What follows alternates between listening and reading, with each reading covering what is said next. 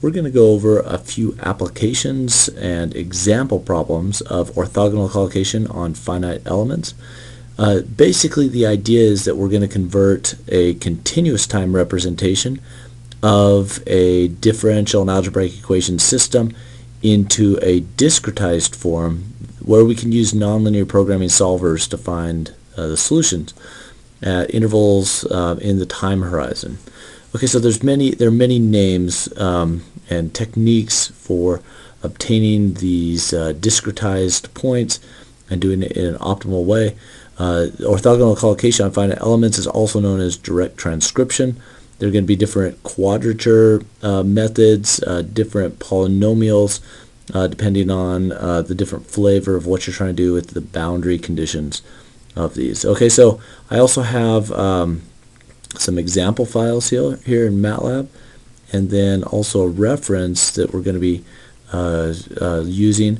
Now this is an article that talks about orthogonal collocation, in particular Lobatto quadrature, and so we're going to go over an example in this. So if you'd like to grab this, I also have imported it here, and we'll be talking about it today. Okay, so just a brief introduction to orthogonal collocation on finite elements. You have different types of polynomials, and depending on the interval that you want to solve, so this includes -1 and 1, but if you don't include those, you have Jacobi polynomials. Chebyshev polynomials, first kind, again, do not include the boundary points, but the second kind do. Okay, and then Laguerre polynomials to infinity, and also generalized Laguerre Hermite polynomials as well. Okay, so we're going to focus on Legendre polynomials and using those a Lobatto quadrature method to convert our differential and algebraic equations into an equivalent nonlinear programming form where we could solve it with solvers. So let's go to this paper here, and I have some information in this paper. If you just go to page 6, so this is the form of the equations that we're going to be solving, where we have differential equations, algebraic equations, and then also inequality equations. And what we want to do is convert this dx dt term into equivalent x points. Okay, so points in the horizon. We want to be able to approximate with some function of, let me use a different function name there. Okay, so we'll do, let's see which one isn't taken, f, g, h. Okay, let's do q, is going to be dx dt. Okay, so we're just going to be forming a function of our points that are collocated in the horizon to approximate this derivative term, dx dt. Okay, so let's just go on to page 6. Okay, so we have our differential variables and equations, and we're going to collocate. Okay, so we're going to form finite elements in this horizon. So the solid line, that's going to be maybe the solution to the problem, but we're going to approximate it at finite intervals. Okay, so these are going to be our time steps, and then here might be an internal node or internal point. Okay, and so what we're going to do is we're just going to focus on this one segment right there. Okay, so there's a beginning and an ending point, and Laguerre polynomials, they include the beginning and ending point. In that case, it was -1 to 1, but we can generalize that. If we want to shift it, we can say it's going to be 0 to any final time. Okay, and then we want to have a polynomial that approximates the solution within that time interval, and then we're going to be taking the derivative of that polynomial at these points to come up with dx dt approximations. Okay, so that's the basic idea, is that we're going to select finite points, finite element points along the horizon.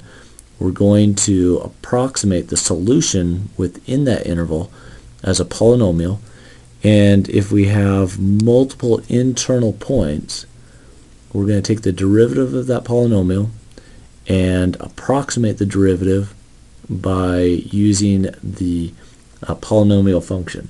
Okay, so let's just go down to this is the general form that we're going to use. So if we have these, let's say 4 points in our horizon, 2 internal nodes, and then and then 2 boundary points as well. So this is going to be x0, x1, x2, and x3. Okay, and we want to be able to get also the derivative values at those points as well. Now this might be our initial condition. That's specified, so we don't necessarily need the derivative at that point. Okay, so we're going to make a polynomial approximation, but we want to come up with this matrix M that relates the values here, which are states, to the derivative values on the left-hand side. Okay, and so we're going to use this, we're going to derive what that matrix M should be so that we can relate the states to the derivative values. Okay, so what we'll do is we'll just form a polynomial approximation with A, B, C, and D. Now in this case it's a third order polynomial for the 4 points that we have, and so we're going to select, now this is where the orthogonal collocation, or this quadrature, comes in, is that we're going to use some optimal values of the different time points based on the theory from the Lobatto quadrature, for example. Okay, so these are going to be our time points with, in the case of 4 nodes per horizon step, the intervals are chosen. The first one, t0, is just going to be 0, and then t1 is there, t2 is there, and then t3 is going to be 1. Okay, so there are our 3 points, and this is how they are spaced, so that that's a quadrature method to be able to, and selecting those finite elements at those particular time points, and then we're going to approximate our polynomial, taking the derivative of it and getting the derivative at those various time points. Okay, so let's just go on with this derivation here.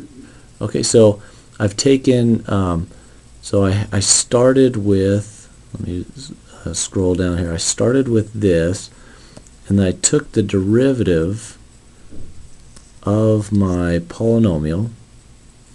Okay, so here's my polynomial. I took the derivative of it, so x dot t equals b plus 2c t plus 3 dt squared. Okay, and I substituted that, okay, in at these different points. I evaluated the derivative at those various points and then substituted it in here.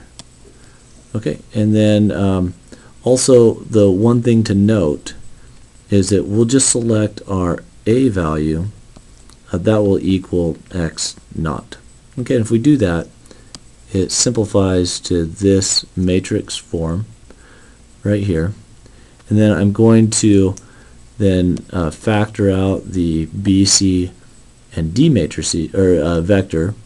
Okay, those are our various coefficients, and now you can see that this has got to equal that, okay, on the right hand side.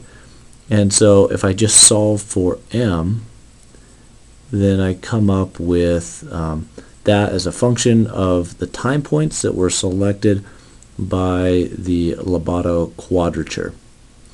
Okay, and then in final form, so instead of putting my m right here, I'm just going to take the inverse of it, okay, and move it over to that side.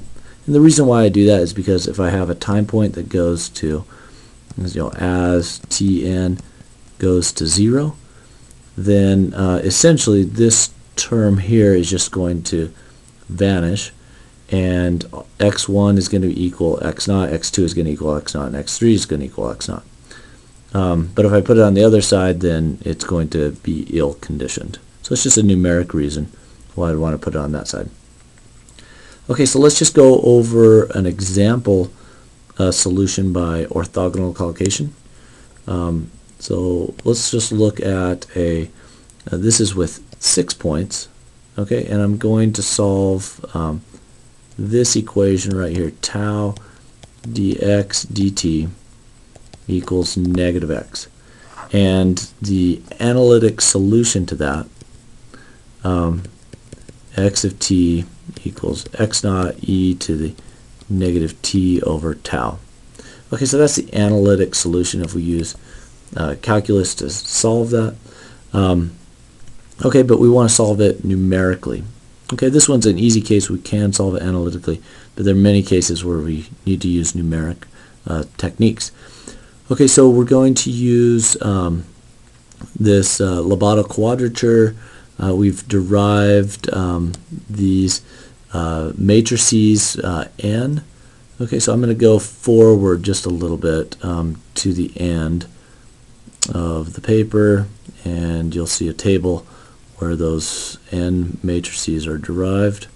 Okay, so right here, okay,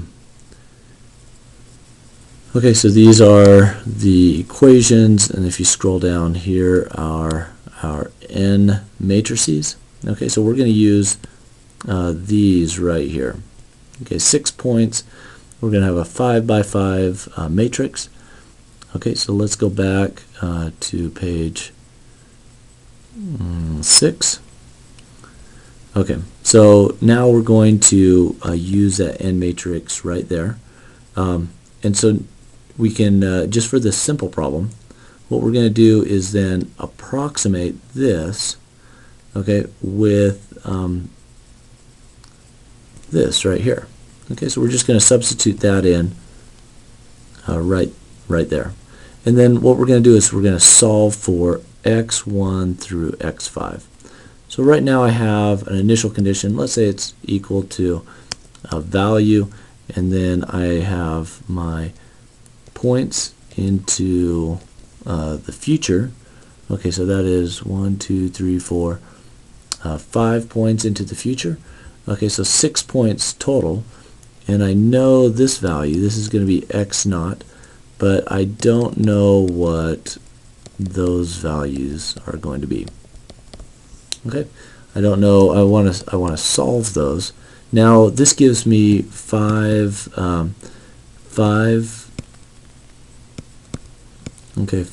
equations to be able to solve x1 dot, x2 dot, x3 dot, x4 dot, and x5 dot. Okay, and then these equations will allow me to solve for x1, x2, x3, x4, and x5. But I'm going to just rearrange it. So I really have 10 variables and 10 equations. 5 came from here, and then 5 additional equations by just plugging in x1, x2, x3, x4, x5. Okay, so I have 10 equations, 10 unknowns. I can go ahead and just substitute those in, remove 5 of them, and do a matrix inversion. Okay, so I'm going to just solve for it right here. Let's go on to the next page. And so when I solve it, here is my answer. So x1 through x5, it gives me that answer with an initial condition of 1. So let's just try this in Matlab as well. Okay, let's compare the different collocation structures. So what I'm going to do is come to, let's see. Okay, so I'm going to go ahead and open up the dynamic optimization course at APMonitor.com/do. Okay, I'm going to go down to collocation. Go ahead and select that, and here is the orthogonal collocation in Matlab. I'll go ahead and save that to my desktop. Okay, and I'll extract it, and okay, so I've got two examples here. Now, this first one is that same equation that we just solved in the paper, but we'll go ahead and use different number of nodes, or different number of points in with the Lobatto quadrature, or different number of finite elements in just one segment. Okay, so here is, let me just walk through this briefly. I'm just going to clear everything. Here's the problem statement. Okay, so I have my initial condition of 3, time constant of 5. Okay, so that's going to influence how fast it gets to a value of 0, and then a final time. Okay, so here is my analytic solution, and now here's my numeric solutions as well. So I'm going to use a second order polynomial, and I did exactly what I did in the paper, but just different initial condition, final time, and time constant. But in this case, instead of using 6 points, I'm going to use 3 points. In this case, I'll use 4 points instead of the 6 points, and then 5 points. Okay, fourth order polynomial. And then what we'll do is we'll go ahead and plot the results just to compare with the exact solution, and also plot the error that we have with this method. Okay, so when I run it, I see here's my solution. Now again, I was able to just do a matrix inversion to solve this. Normally we solve this with nonlinear programming solvers as implicit functions. But you can see that 3 points was the least accurate.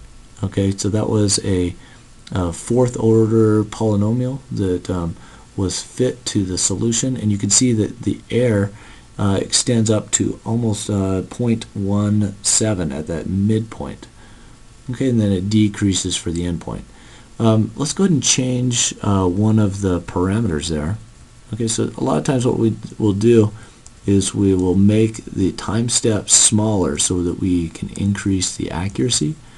So let's just make this time step just 1 instead of 10. So what we could do is we could have 10 of these individual polynomials that approximate 1 time unit each, and then we could make the final condition equal to the initial condition of the next step.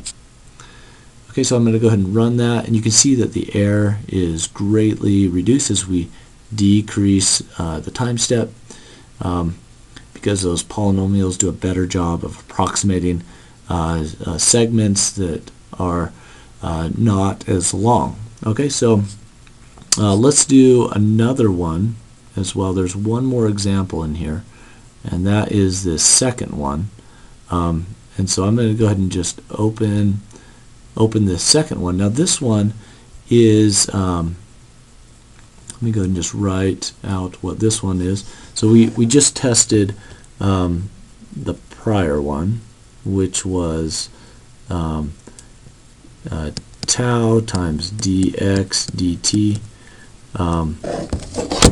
and let me write that a little bit better. That's not a partial. Okay, so it's just dx dt equals negative x.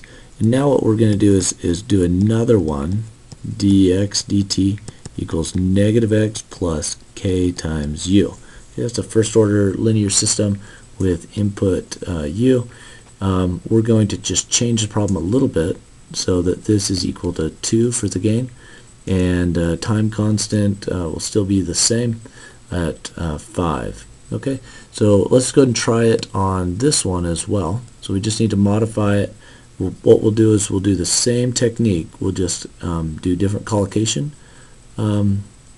number of order of the polynomials, and we'll just plug those into the dx dt, and then we'll solve it in Matlab. Okay, so here is my exact solution with a u value of equal to 1, and then here are the numeric solutions as well, and you'll have access to those.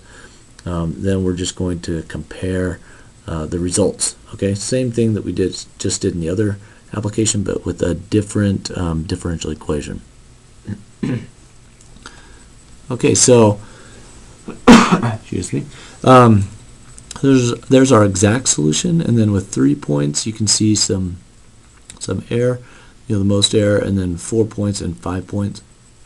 I tend to prefer to just reduce my step size and make them more accurate and have more of them with lower order polynomials.